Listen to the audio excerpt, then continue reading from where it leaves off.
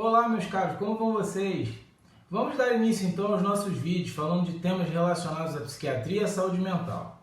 Mas antes de começar, eu gostaria de pedir a vocês duas coisas. A primeira é que respondam a enquete que irá aparecer no vídeo no Facebook, questionando se vocês gostariam que na semana após a publicação do vídeo, gravássemos uma live, respondendo possíveis dúvidas relacionadas aos temas abordados nesse vídeo de hoje, beleza? A segunda coisa que queríamos contar com vocês é que escrevessem nos nossos comentários temas que vocês gostariam que eu abordasse nos próximos vídeos. Tranquilo? Vou contar com a ajuda de vocês, beleza? Então, vamos começar. O nosso primeiro tema é muito adequado para o momento em que vivemos atualmente, de enfrentamento da pandemia da Covid-19, pois iremos falar doenças psiquiátricas e doenças clínicas.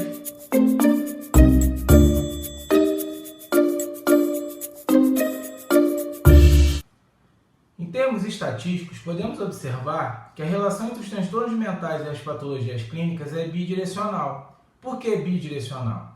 Porque podemos observar nos dados epidemiológicos que os pacientes com transtornos mentais leves ou graves, principalmente quando não tratados, adoecem de 2 a 3 vezes mais que a população em geral, e que pacientes com outras doenças clínicas estão muito mais vulneráveis a transtornos psiquiátricos. Você já deve ter ouvido alguém do seu convívio falar que sua imunidade estava baixa porque estava nervoso, ou ter conhecido alguém que teve depressão após sofrer um infarto do miocárdio, não é?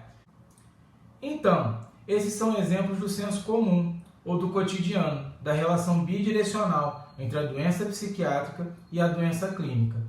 Outro fato que mostra a vulnerabilidade de pacientes com transtornos mentais a patologias clínicas pode ser observado quando vemos os índices de mortalidade, já que é possível observar, ao analisá-los com cuidado, que a expectativa de vida da população acometida por transtornos mentais é menor. E por que isso acontece? Quais as razões para a maior vulnerabilidade de pacientes psiquiátricos para doenças clínicas? Bem, nós podemos supor que isso acontece por questões relacionadas 1. A hábitos de vida dos pacientes com transtornos psiquiátricos, 2. A relação desses pacientes com o sistema de saúde e o estigma e o preconceito que a doença ainda carrega, 3. A questões socioeconômicas específicas desses pacientes e 4. As questões biológicas relacionadas a... Vamos falar de cada uma dessas questões individualmente, ok? O que eu observo na prática clínica é que os pacientes, principalmente em virtude dos seus sintomas, adotam escolhas relacionadas a seus hábitos de vida ruins. É muito comum o paciente ter muito desânimo para se exercitar ou por medo de sair de casa, ou comem mais e têm dietas inadequadas associadas ao seu nervosismo, ou mesmo por transtornos alimentares como a compulsão alimentar.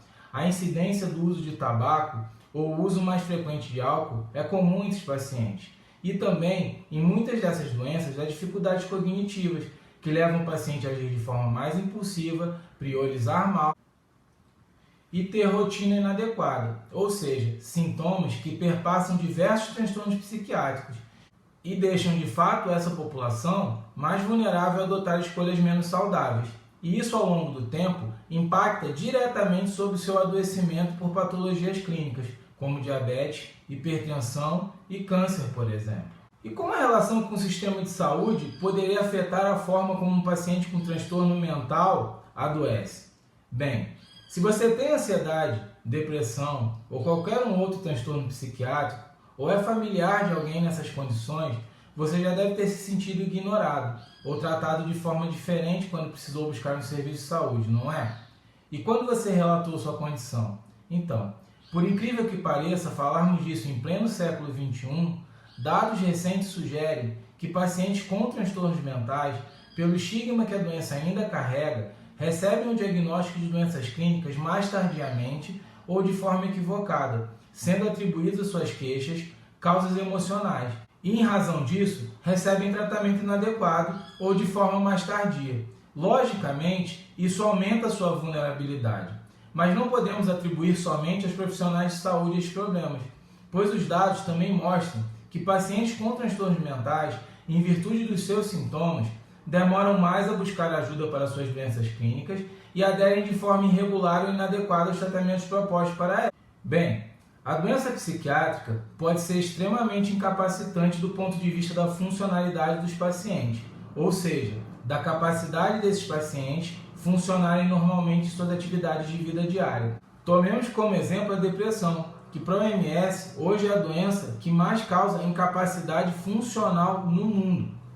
Se um paciente, por causa dos seus sintomas, funciona pior no dia a dia, ele possivelmente sofrerá consequências econômicas pelo seu problema, ou por perder o emprego, por gastar mais, por planejar suas finanças inadequadamente. E se o paciente economicamente fica prejudicado, ele tem menos acesso a serviços de saúde e aos melhores tratamentos, tanto para a sua condição psiquiátrica quanto para a sua condição clínica, levando a um desfecho pior.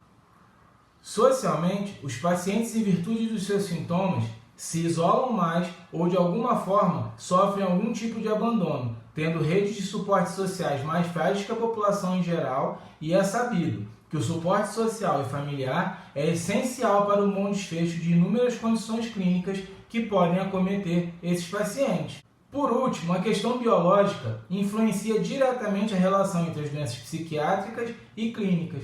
Com o avanço da ciência, cada vez mais entendemos a doença psiquiátrica como uma doença sistêmica, ou seja, entendemos que os transtornos mentais não envolvem somente o cérebro, e sim todos os sistemas do corpo, passando pelas bactérias que compõem nossa flora intestinal, pelos nutrientes que ingerimos, por nosso metabolismo e várias outras coisas, envolvendo inclusive nosso sistema imune e a resposta inflamatória associada a ele. Entendemos ser esse o principal elo de ligação entre as condições psiquiátricas e clínicas. Portanto, iremos nos limitar a ela em nossas explicações nesse vídeo. Você já percebeu que quando adoecemos, principalmente em infecções, nos sentimos mais cansados, desanimados, desinteressados, irritados, inseguros, nossa capacidade de decidir piora, ficamos mais frágeis, não é? Não parece com uma depressão ou um transtorno de ansiedade? Os cientistas também, e a esse fenômeno eles chamaram de comportamento de doença. Perceberam que tal comportamento ocorre desde os nossos mais antigos ancestrais, quando estavam em uma situação que demandava uma resposta de defesa, como um ataque de um predador ou um ataque por um agente infeccioso. Naquele momento, aconteciam alterações em nosso corpo necessárias para essa resposta, gerando esse comportamento de doença, com o objetivo de nos preparar para o ataque, nos deixando alertas para a ameaça, mais desanimados para poupar energia e mais socialmente isolados para preservarmos nossos pais. Com a evolução, passamos a ter essa resposta quando éramos atacados por bactérias, e atualmente ela parece estar presente o tempo todo, já que o nosso atual predador é persistente, ou seja, o estresse e o nosso estilo de vida inadequado.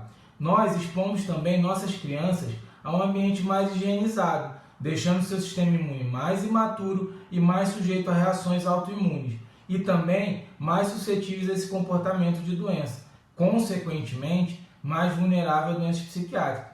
E os idosos, que com a progressiva deficiência do seu sistema imune, também ficam mais vulneráveis à doença psiquiátrica, não só por causa desse sistema imune, mas também por razões relacionadas ao próprio envelhecimento.